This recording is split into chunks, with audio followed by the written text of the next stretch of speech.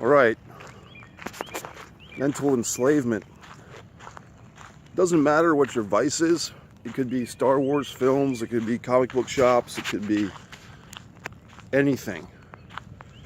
But as consumers, fanboys, fans, whatever you want to call yourself, if you support a medium of art, whether it's highbrow, medium brow, mass consumption, mainstream stuff, and you feel obliged to constantly see every movie of a specific genre, whether you think it's going to be good or not, but here's the new Avengers movie, I gotta go see it. Here's the new Star Wars movie, I gotta go see it. Here's the sequel, part 3. Here's the reboot of whatever franchise you dig. I'm not picking on any particular franchise. Any sport that you watch, you don't agree with the athletes taking a knee, or you don't agree with the commissioner of the league giving them a hard time about it, or whatever stand, you don't agree with something, but you continue to put your money into that league and support those athletes and support those owners, most especially, even though politically you're opposed, and you might, go to the game and have a banner or some type of protest flag. Look at that view. The point is, as consumers, you have a choice. You have a choice to put your money, your hard-earned money, and this is nothing new I'm saying, but I'm just saying it a different way. You are enslaved. As a fan, you are putting your life on the line. Quite literally, you're putting your money into these organizations that don't give a flying shit about you and your opinions. The only way you can free yourself is and this is going to sound a little bit challenging to people, or too much for them to handle, and they'll mock it, and they'll say social justice warrior, social whatever. Fuck that, okay? I'm not a social justice warrior. I'm a guy with an opinion. And everybody should have a fucking opinion once in a while, and everybody should say, I've got a fucking smartphone, I can make videos just like this fucking asshole, meaning me. You don't have to have fancy equipment. 10, 15 years ago when I started making films, it was very fucking hard to get a message across to anybody. To get 10 people to see a movie that I would spend a year and a half on, it was very difficult because the technology was getting better, but it wasn't like a fucking smartphone. So for some 15-year-old kid out there now, some 30-year-old person, some 70-year-old person, some 100-year-old person, you've got a smartphone, you've got the fucking power to reach the goddamn world with your message, whatever that fucking might be. You've got to take a look at the world and say, what's my opinion on something? And it does matter.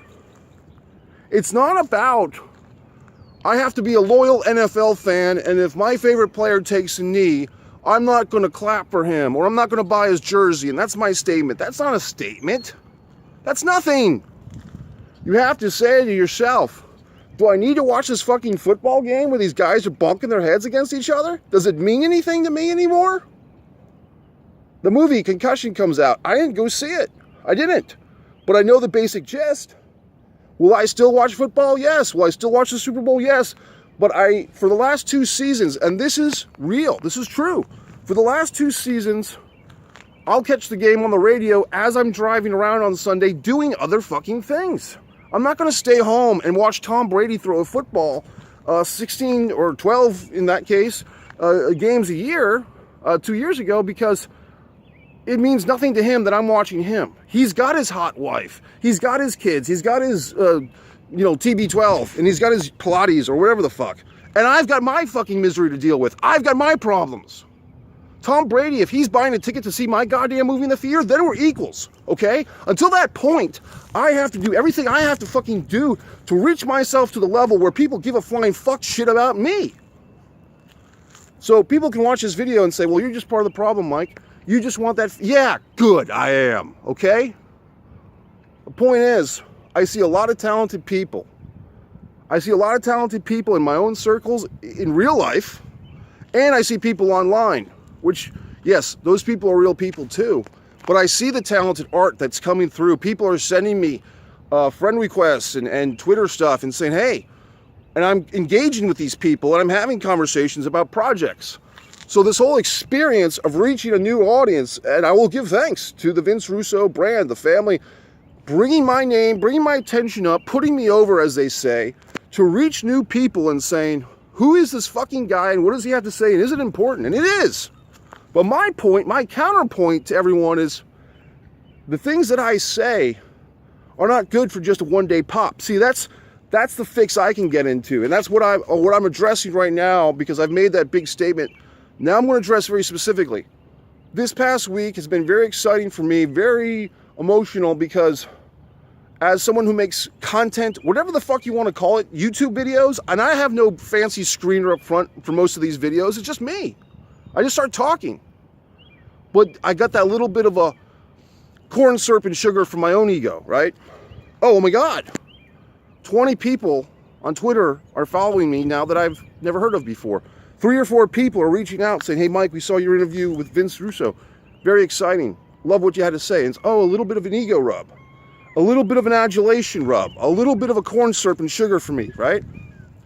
Meaning that little bit of attention, that little bit of a social media buzz, even if it's 5 minutes of fame, 3 minutes of fame, it feeds the ego of the artist. In this case, me, the person. I'm just a human too, right? But I'm going to analyze this a little bit in case anyone gives a flying fuck. If you reach the point where you're ready to take on your own day and go do something, if you're a painter, if you're a musician, go write a song. But if you want to hear more, I'm going to go into more. But for those that are finally inspired to say, you know what, I'm going to take the weekend off from wrestling, and all the Avengers memes and giveaway fucking jokes, I will take that, and maybe I won't pay $15 to see this movie unless I want to see it. If you want to go see the movie, go see it. But don't wait 3 weeks and then complain that people are twittering and memeing these fucking movie plot things and bitch about it if you either saw the movie or you didn't. But now getting back to this self-analysis, for those that care, and I'm realizing right now that a lot of people probably, this is going so into my own fucking ego and bullshit that it's not going to pertain to everyone. So for those that want to go, and I say, great, have a good day. For those that are sticking around, I enjoy everyone's appreciation of the videos. I enjoy people reaching out and saying that the videos of my talk with Vince Russo meant something to them and they felt connected to it. People were very, very supportive when they saw that hour-long video. Very few people have seen that hour-long video. I would guess somewhere in the neighborhood of 2,000 to 3,000 people have seen it. That's what I'm guessing. I could be underballing, and I don't know. I really don't know. But of the 20 or 30 or 40 people that reached out to me, because people reach out in different ways. You know, some people just give you a like, or some people give you a personal message. I really do appreciate it, but the thing is this. Yesterday, which was Thursday, my own self-analysis, those levels went down. Because the day the video came out and the day after, it's like a lot of hype. And then it goes down, and just like a junkie, right? Just like a junkie, it's like, give me that love. Give me that validation, world. Give me that living for likes. That same fucking thing I put out there about Zuckerberg and everyone's issues with social media and needing that big fucking blue thumb, I fall into it too. Because I'm not above this shit. I'm in the mire, man. So when I fall into that thing, like I did yesterday, of just recognizing I'm just as bad as everybody else, like I've always known that. But what I'm really good at is pointing out my own faults and recognizing the faults of others that I share. That's my thing. Then the question is, what do I do today? And I had 2 thoughts. Either A, I just concentrate on my own damn deal, which, believe it or not, I do have an own damn deal to deal with. Or I kind of acknowledge this, I share it, I talk about it, and maybe somebody out there learns from it. If they ever get caught into the 5 minutes of fame.